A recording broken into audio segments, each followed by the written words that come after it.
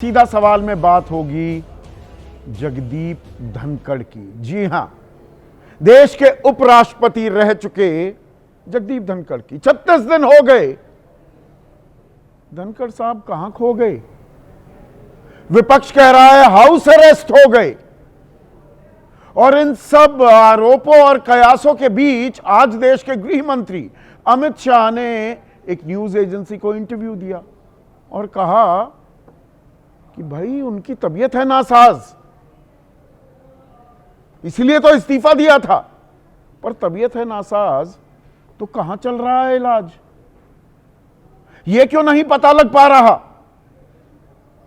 यह देश की सबसे खुफिया जानकारी क्यों हो गई है? भाई संविधान के हिसाब से वरीयता के क्रम में दूसरा सबसे शक्तिशाली पद है उपराष्ट्रपति का, पहले राष्ट्रपति फिर उपराष्ट्रपति, प्रधानमंत्री उनके बाद आते हैं। तो जो व्यक्ति 36 दिन पहले तक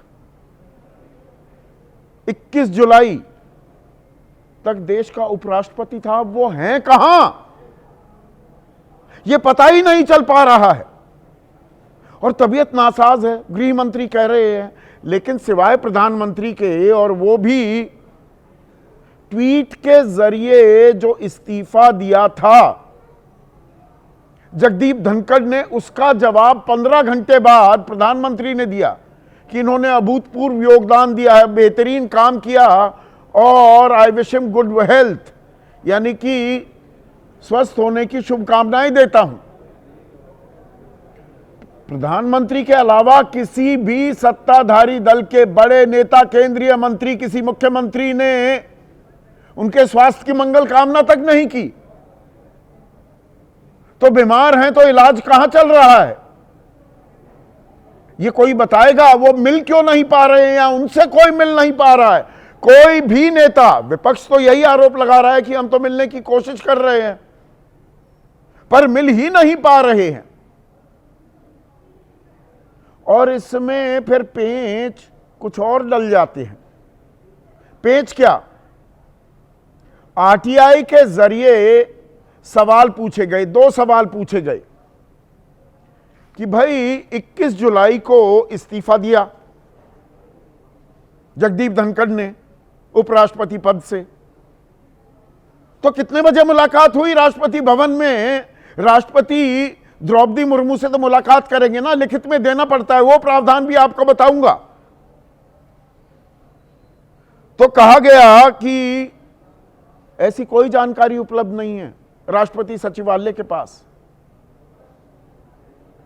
और वो टाइम, समय और वो तारीख जब राष्ट्रपति ने इस्तीफा स्वीकार किया, तो जवाब दिया गया कि नहीं भाई, अगले दिन 22 तारीख को गृह मंत्रालय ने बाकायदा नोटिफाई कर दिया था, गैजेट के जरिए अधिसूचना जारी कर दी थी गैजेट के जरिए कि भाई इस्तीफा हो गया। तो अभी भी जो सवाल 21 तारीख को खड़े किए गए थे, 22 तारीख को, अभी भी जस का तस मुंह बाए खड़े हैं क्या? और इनके जवाब मिल पाएंगे क्या? और कब सार्वजनिक मंच पर या देश के सामने, जनता के सामने आएंगे पूर्व उपराष्ट्रपति जगदीप धनखड़? इस पर आपकी राय क्या है? आपके सवाल और आपके सुझाव भी, जो अब सीधा सवाल के अहम हिस्सा बन चुके हैं, उनका रहेगा इंतजार। तो आज सीधा सवाल में हम बात करने वाले हैं पूर्व उपराष्ट्रपति जगदीप धनखड़ की। 36 दिन हो गए हैं उनको इस्तीफा दिए हुए, लेकिन इस्तीफा किन परिस्थितियों में दिया या इस्तीफा ले लिया गया, इतना दबाव बनाया गया,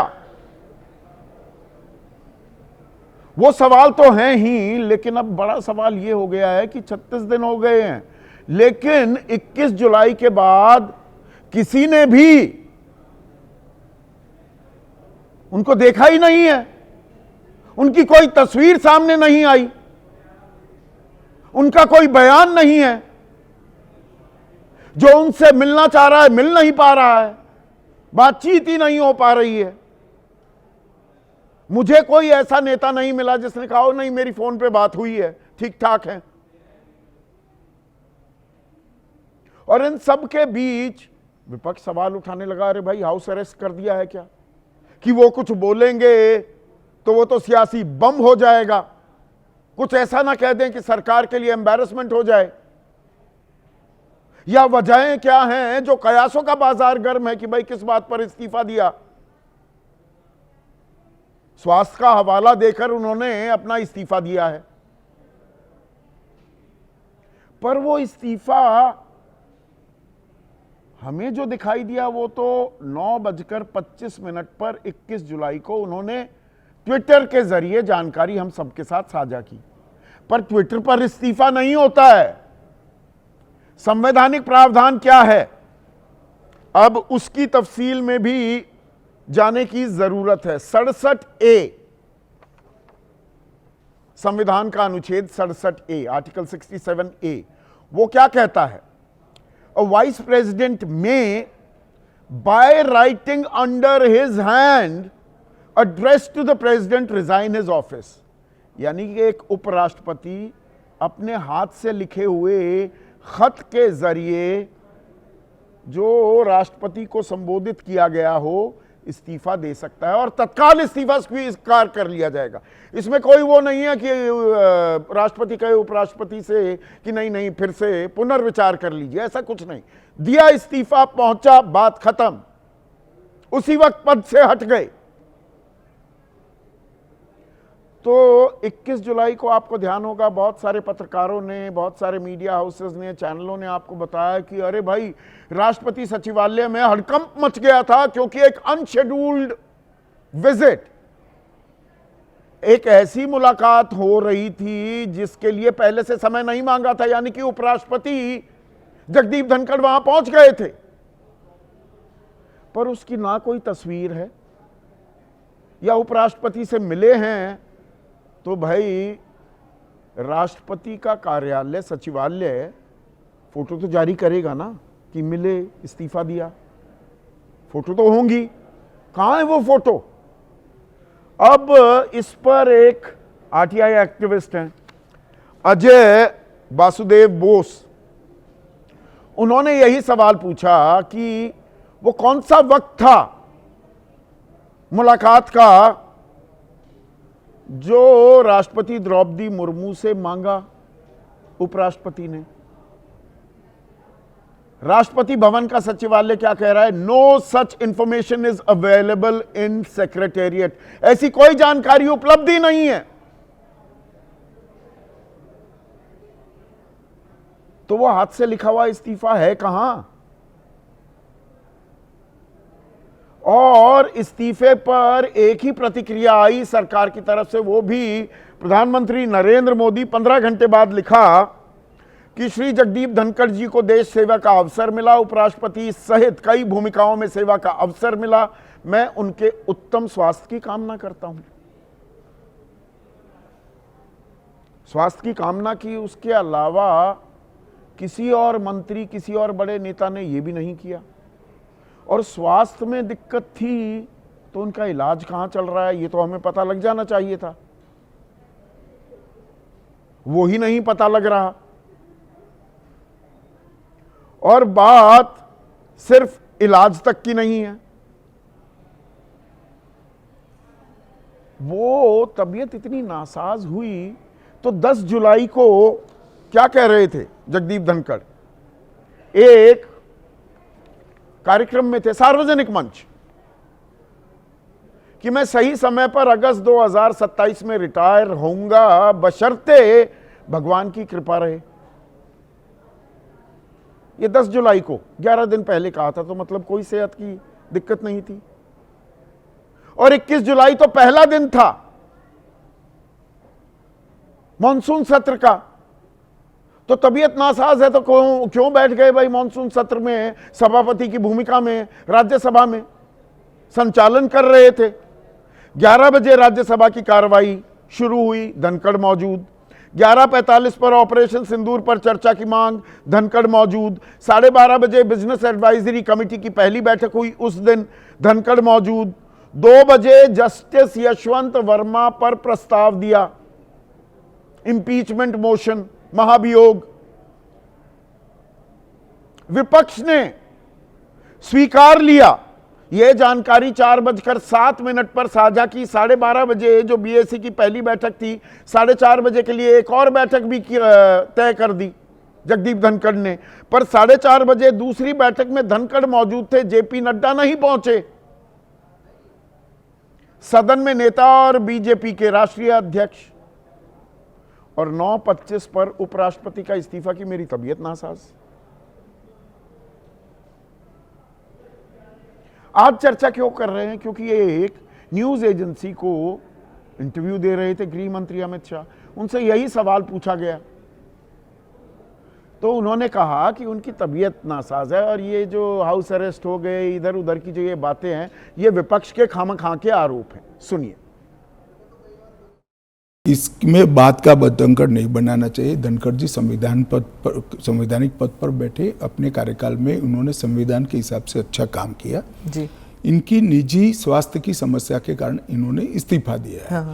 सच और झूठ की व्याख्या आपने शायद विपक्ष क्या कहता है इसको बना ली। सच और झूठ की व्याख्या आपने शायद विपक्ष क्या कहता है इसको बना ली। सच और झूठ की व्याख्या आपने शायद विपक्ष क्या कहता है इसको बना ली। पर कोई भी तस्वीर नहीं है उपलब्ध, सार्वजनिक मंच पर दिखाई नहीं दे रहे, तो सवाल तो उठेंगे ही कि हैं कहां जगदीप धनखड़। देश के सबसे बड़े वकीलों में से एक हैं, राजनेता की भूमिका में भी रहे, पहले कांग्रेस में थे, अब तो कांग्रेस में नहीं है, पर राज्यसभा के सांसद हैं। कपिल सिब्बल वो कह रहे हैं कि हेबियस कॉर्पस का इस्तेमाल करना चाहिए। हेबियस कॉर्पस आप जानते हैं ना, कि जैसे पुलिस उठा ले गई किसी को और जानकारी नहीं दी तो 24 घंटे में where is the body. Habeas corpus की याचिका अगर कोई दाखिल कर दे तो अदालत कहेगी पुलिस को, प्रशासन को, हाजिर करो ये व्यक्ति कहां है।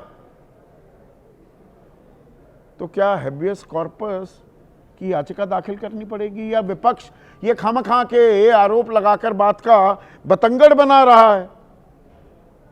सुप्रिया सुले कह रही हैं कि नहीं, हमने तो उनसे मुलाकात करने की कोशिश भी की, उस दिन एक कार्यक्रम था, भोज पर बुलाया था, पर हमारी तो मुलाकात ही नहीं हो पाई, रिश्तेदारों तक से बात नहीं कर पाए। और जयराम रमेश महासचिव हैं कांग्रेस के, वो क्या कह रहे हैं, सुनिए। अचानक शाम को इस्तीफा क्यों हुआ, किन परिस्थितियों में हुआ? बहुत संदिग्ध परिस्थितियां हैं। और उसके बाद उनकी चुप्पी और ज्यादा संदिग्ध है। किसकी धमकी उनको मिली हुई है, किससे डरे हुए हैं वो? पूरा देश जानना चाहता है जिन संदिग्ध परिस्थितियों में वो चुप हैं, और उनकी सुरक्षा को लेकर भी हमें अब घबराहट होती है। धनखड़ जी को बहुत उस दिन, जिस दिन उनका रेजिग्नेशन हुआ, उस दिन बहुत लोग उनको सुबह मिले थे। ठीक ठाक ही नाश्ता के लिए उन्होंने सबको इनवाइट किया था। तो सच क्या है पता नहीं, लेकिन हमारे बहुत सालों से संबंध है वो उस फैमिली से। वो हमने उनको कांटेक्ट करने की भी कोशिश की, उनके दामाद है, बेटी है, फैमिली है, सबको कोशिश की, लेकिन किसी से बात नहीं हो पाई। तो पवन खेड़ा और सुप्रिया सुले का बयान मैंने सुनाया। जयराम रमेश क्या कह रहे हैं, इस बात का कोई स्पष्टीकरण नहीं है कि किसानों के हितों की रक्षा के लिए तत्पर, दृढ़ और उत्साही धनखड़ 1 महीने से भी ज्यादा समय से गुमनाम क्यों हैं। किसानों के हितों की रक्षा के लिए तत्पर, दृढ़ और उत्साही धनखड़, इन्हीं जगदीप धनखड़ को विपक्ष कहता था ये किसानों के तो विरोधी हैं, ये तो सरकार के एजेंट की तरह काम कर रहे हैं, विपक्ष को हमें बोलने नहीं देते, हमारा माइक स्विच ऑफ कर देते हैं, बात बात पर टोकते रहते हैं। अब ये प्यार, इतना प्यार क्यों उमड़ रहा है विपक्ष का, ये भी अपने आप में एक सवाल है। ऐसे में आज का सीधा सवाल, धनखड़ कहां खो गए? हाउस अरेस्ट हो गए, ये विपक्ष का आरोप है।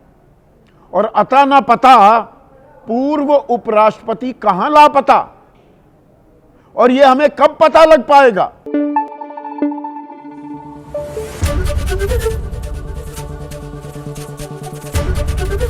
एबीपी न्यूज आपको रखे आगे।